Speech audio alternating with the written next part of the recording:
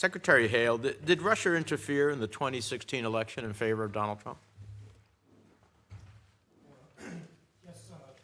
Could you put your microphone on, please?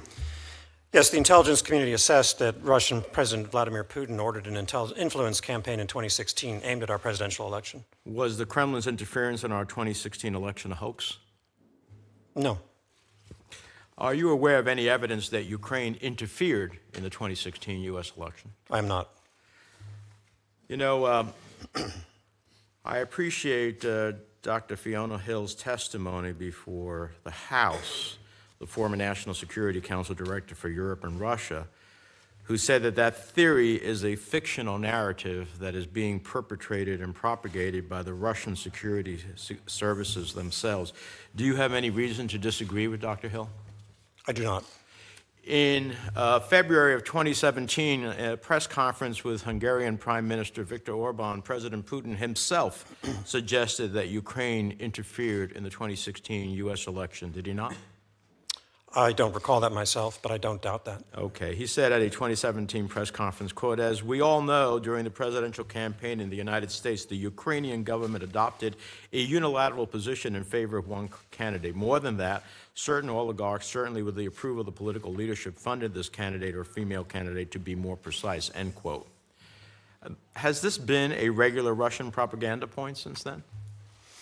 I have not followed that has been a regular point, but I don't follow that on a day-to-day basis. So. Would it be in Putin's interest to push such a narrative? Possibly. Possibly. Well, let me ask you. You're the undersecretary here.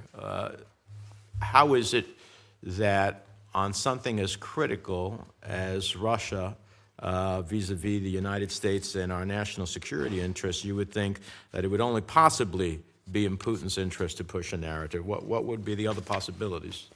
I'll say yes to your question, sir. Did President Putin make this point to President Trump when they met in Helsinki last year in any of their conversations? I do not know. That's the problem. Neither do we. It's a big problem, especially when the president meets alone with Putin and even confiscates the notes of his interpreter. But it's curious that Ukrainian interference in the 2016 election does not appear to be the position of senior diplomats like yourself or any intelligence official. Yet this lie makes it somehow into the president's talking points. Is our national security made stronger or weaker when members of the administration or members of Congress insist on repeating debunked Russian lies? That does not serve our interests. Now, let me turn to sanctions. Does the administration have authority under Section 232 of CATSA to impose sanctions against Russian pipelines?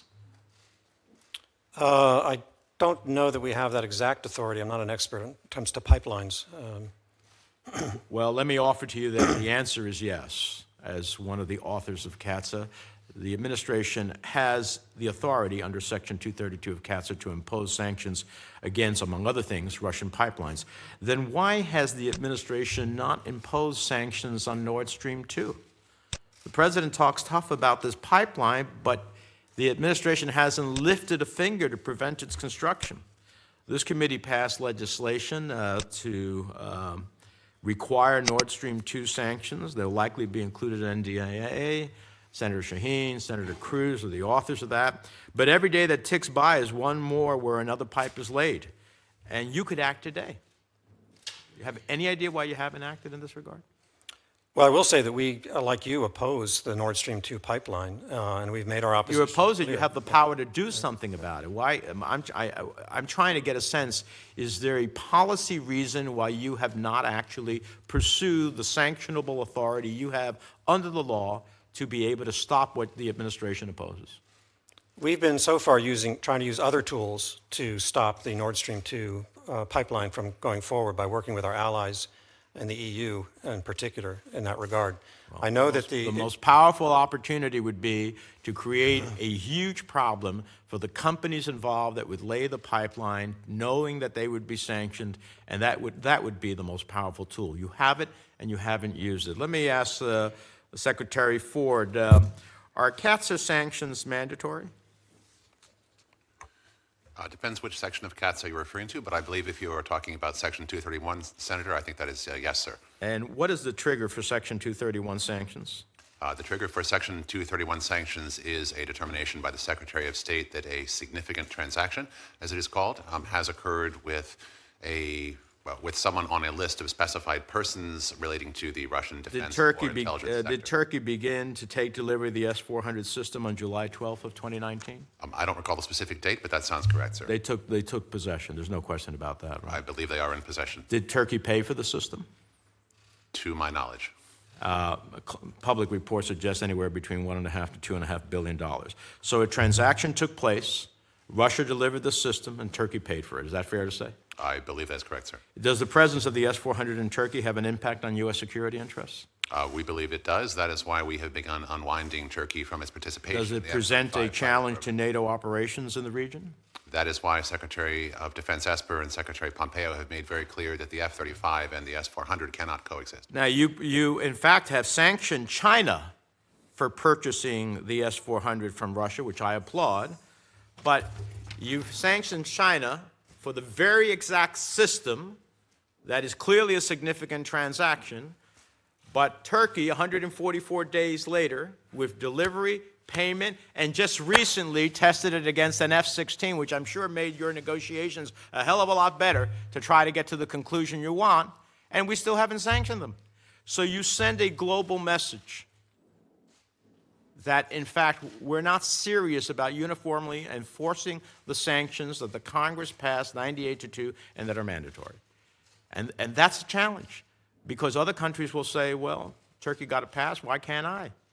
And the consequences of that undermine the very essence of one of the major sanctions against Russia, which is to undermine its military procurement sales throughout the world.